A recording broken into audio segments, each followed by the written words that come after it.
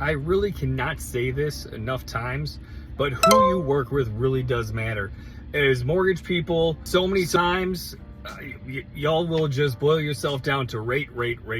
This is just a quick story for a closing that I actually have happening tomorrow. It's closing a day early, in fact. I got introduced to a client about a month ago, and after he got under contract, I pre-approved him, he got under contract, and then he found a online lender. They promised the world. I knew this client situation, and I knew that it was not exactly the easiest file in the world, and that an online lender would probably have a problem with it, right? So I told him, I was like, hey, when he got the offer, he was like, hey, I'm gonna go with this guy. And obviously, for me, at the end of the day, I only care that you buy the house. I'm very happy when other people are buying homes, regardless of who they work with. So goes with this online lender, and I kept my file open. I told him too, I was like, hey, I'm gonna keep the file open just because I know who this is, and I really don't trust that they can close this. No offense to you. I know that, we're just mortgage people. I just know who they are. 3 weeks in now, and I got my appraisal done. I paid for the appraisal. Came back way over value.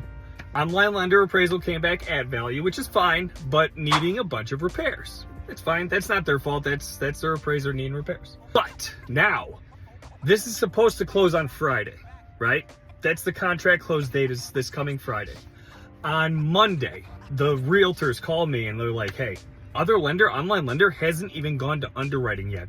They're saying they don't have title. They're saying they don't have all these things.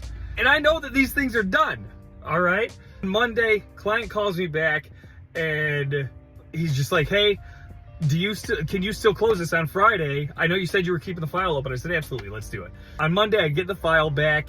We get title updated into our names. And yesterday, Tuesday, we got the clear to close.